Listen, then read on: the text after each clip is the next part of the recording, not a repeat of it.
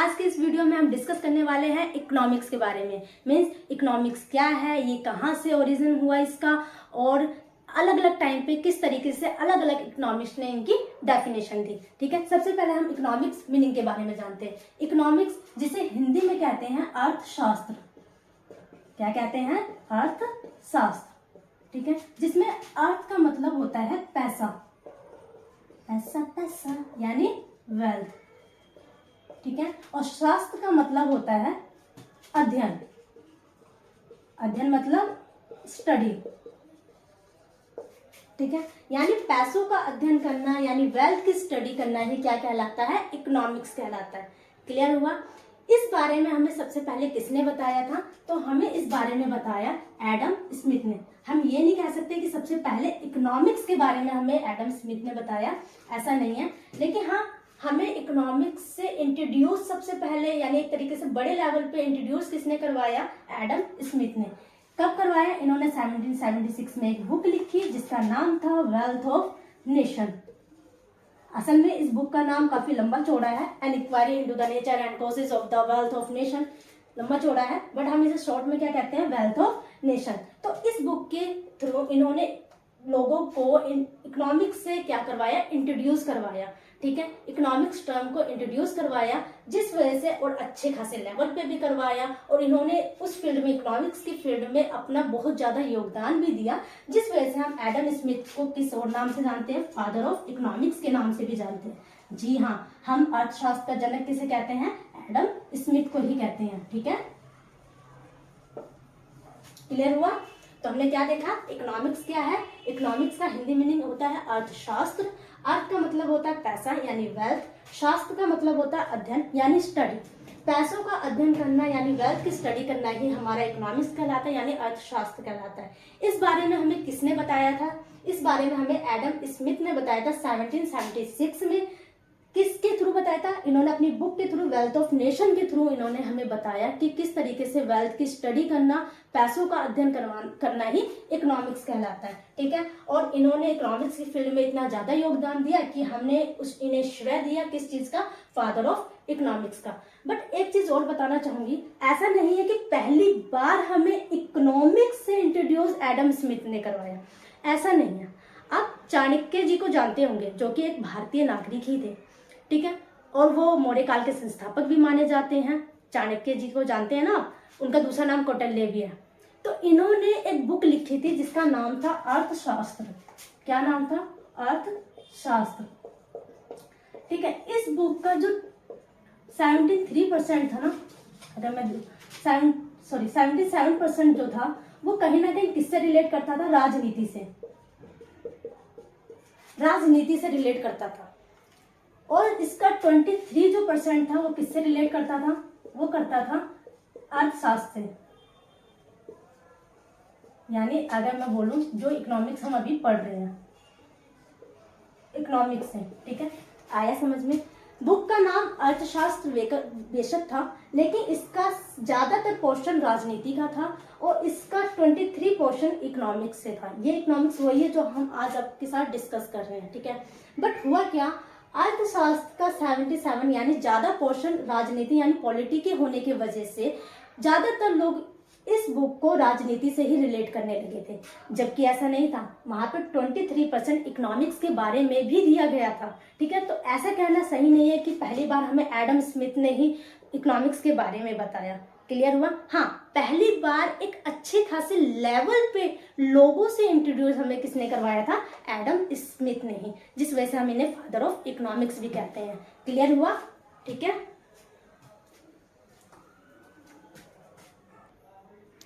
सो अब देखते हैं कि इकोनॉमिक्स का ओरिजिन हुआ ही कैसे, है ना? तो इकोनॉमिक्स का जो ओरिजिन है वो एक ग्रीक शब्द से निकला था जिसका नाम था ओकियोनोमिया। जी हाँ, ओकियोनोमिया से ही आपका इकोनॉमिक्स बना है, और ये ओकियोनोमिया एक ग्रीक शब्द है। ठीक है, ग्रीक शब्द है, और ये ओकियोनोमिया भी दो शब्दों से मिलकर बना है। ओइकोस, दूसरा है नेमिन। ओइकोस का मतलब होता है घरेलू, घरेलू यानी डोमेस्टिक, डोमेस्टिक, या फिर आप ये कहिए हाउस होल्ड। ठीक है। और नेमिंग का मतलब होता है टू मैनेज, टू मैनेज, या फिर ये कीजिए प्रबंध, ठीक है। तो यानी ओइकोस का मतलब होता है घरेलू और नेमिंग का मतलब होता है प्रबंध। किस तरीके से डोमेस्टिक का मैनेजमेंट किया जाए, हाउस होल्ड का मैनेजमेंट किया जाए, वही कहलाता है ओकियोनोमिया, ठीक है। अब जब हम ओइकोस और नेमिंग को कंबाइन करते हैं तो हमारा बनता है हाउस होल्ड मैनेजमेंट। ये हाउस होल्ड मैनेजमेंट है क्या, एक एग्जांपल के थ्रू समझते हैं। मान लो आपका घर है, ठीक है।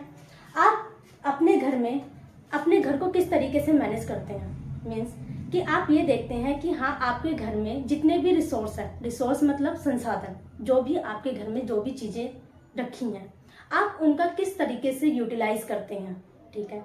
ऐसा तो नहीं करते हैं ना कि घर के चावल, घर के अनाज को एक ही दिन में बना के खत्म कर देते हैं, नहीं। आप जितनी जरूरत है उसी अकॉर्डिंग बनाते हैं, ठीक है। चीजों को उसी अकॉर्डिंग यूज करते हैं जितनी आपको जरूरत है। क्लियर हुआ। तो घर का मैनेजमेंट आप कैसे करते हैं कि आप ये देखते हैं कि कहाँ कहाँ से आपके घर में इनकम आएगी और कहाँ कहाँ आपको खर्च करना है, ठीक है। आप उन्हीं सेक्टर्स पे ज्यादा खर्च करते हैं, उन्हीं चीजों पे ज्यादा खर्च करते हैं जहां पर ज्यादा जरूरत है। क्लियर हुआ, ठीक है। अब साथ ही साथ आप उन चीजों पे खर्च करेंगे जहां से आपको सबसे ज्यादा सेटिस्फेक्शन मिलेगी। सेटिस्फेक्शन का मतलब होता है संतुष्टि। क्लियर हुआ, ठीक है। अब खर्चा तो आप कर रहे हैं, लेकिन साथ ही साथ आपको ये देखना है कि आपके घर के जो फैमिली मेंबर्स है, क्या उनका वेलफेयर हो रहा है, क्या उनका कल्याण हो रहा है, ठीक है। लाइक अगर आप पैसों को उटपटांग चीजों पे खर्च कर रहे हो तो वो उनका एलोकेशन आप सही तरीके से नहीं कर रहे हो, है ना। तो यानी आप क्या कर रहे हो, पैसों को इस तरीके से एलोकेट कर रहे हो कि आपको मैक्सिमम सेटिस्फैक्शन भी अचीव हो रही है और साथ ही साथ आपके फैमिली मेंबर्स का क्या हो रहा है, सोशल वेलफेयर भी हो रहा है। वेलफेयर किस तरीके से, आप उनकी एजुकेशन पे खर्च कर रहे हो, आप उनकी हेल्थ केयर पे खर्च कर रहे हो, आप उनकी स्किल्स पे खर्च कर रहे हो, ठीक है। तो और साथ ही साथ आप पैसों को इस तरीके से खर्च कर रहे हो कि इन फ्यूचर आपके घर में पैसों इनकम का सोर्स भी बना रहा है। क्लियर।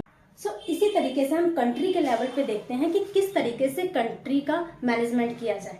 क्लियर हुआ कि कंट्री भी क्या है, एक घर की तरह है जिसमें 130 करोड़ अराउंड मेंबर्स रहते हैं। तो उन लोगों के लिए किस तरीके से हम रिसोर्सेज का एलोकेशन करें कि उन्हें मैक्सिमम सेटिस्फेक्शन होने के साथ उनका सोशल वेलफेयर भी हो। क्लियर हुआ, समझ में आया। तो इकोनॉमिक्स क्या है, ओकियोनोमिया से निकल के बना है, जो कि एक ग्रीक शब्द है। ओकियोनोमिया भी दो शब्दों से बना है, ओइकोस और दूसरा है नेमिन। ओइकोस का मतलब होता है घरेलू, डोमेस्टिक या हाउस होल्ड, कुछ भी कह सकते हैं। नेमिन का मतलब होता है टू मैनेज यानी प्रबंध करना। जब हम इन दोनों को कंबाइन करते हैं तो बनता है हाउस होल्ड मैनेजमेंट। क्लियर हुआ। सुनो दोस्तों, अब हम देखते हैं इकोनॉमिक्स से रिलेटेड कुछ इंपॉर्टेंट स्टेटमेंट के बारे में, ठीक है। अलग अलग टाइम पर अलग अलग इकोनॉमिस्ट ने हमें इकोनॉमिक्स की डेफिनेशन दी है। सबसे पहले एडम स्मिथ के बारे में जानते हैं। एडम स्मिथ ने 1759 में बुक लिखी थ्योरी ऑफ मॉरल सेंटिमेंट। इस टाइम पे इकोनॉमिक्स लोगों से ज्यादा इंट्रोड्यूस नहीं हो पाए।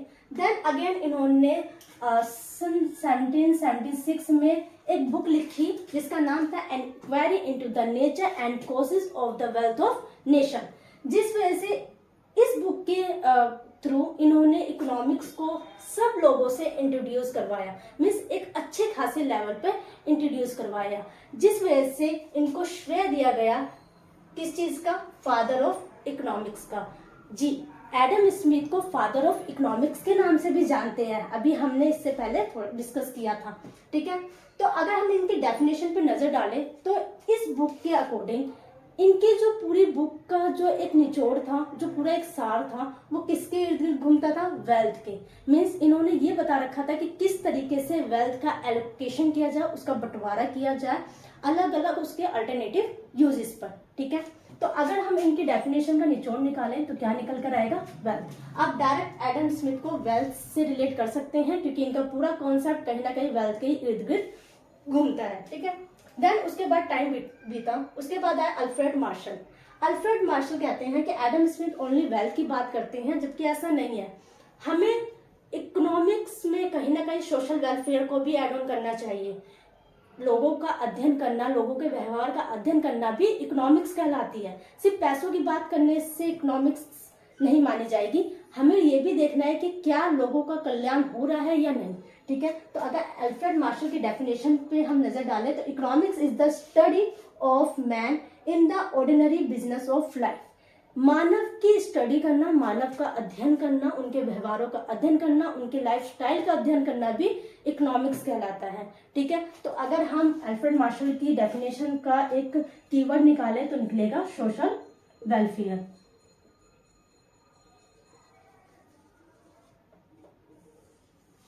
समझ में। देन ऐसे टाइम बीतता गया, फिर आए लियोन रॉबिन्स। लियोन रॉबिन्स का कहना था कि हम वेल्थ की बात कर रहे हैं, सोशल वेलफेयर की भी बात कर रहे हैं, ठीक है, बट इकोनॉमिक्स का असली अर्थ होता है स्कार्सिटी, ठीक है। स्कार्सिटी यानी दुर्लभता। और देखा जाए असल में हमें इकोनॉमिक्स का जो सही मीनिंग है ना, वो लियोन रॉबिन्स ने ही बताया है, ठीक है। हम इकोनॉमिक्स पढ़ते ही इसलिए हैं मेन कि हम अपने लिमिटेड रिसोर्सेज को बेटर तरीके से यूटिलाइज कर सके। तो ये क्या कहते हैं अपनी डेफिनेशन में, the science which studies human behaviour as a relationship between ends and scarce means which have alternative uses. इनका कहना है कि इकोनॉमिक्स एक तरीके का विज्ञान है, यानी साइंस है, जो किसकी स्टडी करवाता है, मानव के व्यवहार की स्टडी करवाता है। किस संदर्भ में करवाता है, यानी किस संबंध में करवाता है, मानव की इच्छाएं और जितने भी लिमिटेड रिसोर्स हैं, ठीक है, ऐसे लिमिटेड रिसोर्स जिनका अल्टरनेटिव यूजेस गिवन है, यानी जिनके अल्टरनेटिव यूजेस होते हैं, इनके बीच में जो संबंध है, वो इनके बीच का जो संबंध होता है, ठीक है, उस संबंध में हमें मानव की जो व्यवहार है, मानव का जो व्यवहार है उसका अध्ययन कराता है कौन, इकोनॉमिक्स। तो यानी अगर देखा जाए लियोन रॉबिन्सन का जो पूरा फोकस था अपनी डेफिनेशन में वो स्कार्सिटी पे था, यानी लिमिटेड रिसोर्स पे था जिनके अल्टरनेटिव यूजेस होते हैं, ठीक है। तो अगर इनकी डेफिनेशन का एक निचोड़ निकाला जाए तो क्या होता है, स्कार्सिटी। क्लियर हुआ। फिर ऐसे ही टाइम बीतता गया और आए प्रोफेसर सैमसन। प्रोफेसर सैमसन की जो डेफिनेशन है, यानी ये कहीं ना कहीं इनकी डेफिनेशन लियोन रॉबिन्स से ही ड्राइव होकर निकलती है। ये कहते हैं कि अगर लियोन रॉबिन्सन कहते हैं कि हाँ इकोनॉमिक्स एक साइंस है जो कि मानव व्यवहार की स्टडी करवाता है, इच्छाएं और लिमिटेड रिसोर्स जिनके अल्टरनेटिव यूजेस गिवन है, इनके बीच में जो मानव व्यवहार की स्टडी कराना ही इकोनॉमिक्स कहलाता है, ठीक कहते हैं लियोन रॉबिन्सन।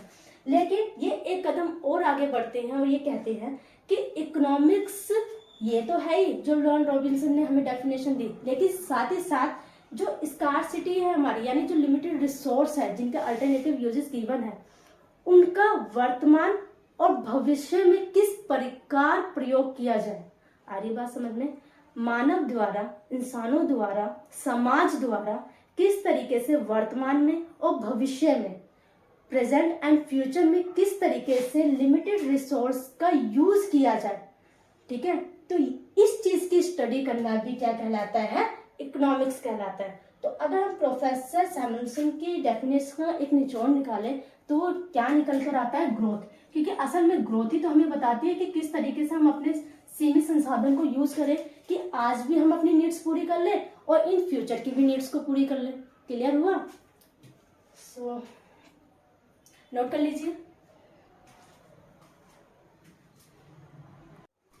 आज की इस वीडियो में हमने क्या क्या देखा कि इकोनॉमिक्स का मतलब क्या होता है, अर्थशास्त्र, जिसमें अर्थ का मतलब होता है पैसा और शास्त्र का मतलब होता है अध्ययन, यानी पैसों का अध्ययन करना ही इकोनॉमिक्स कहलाता है, ठीक है।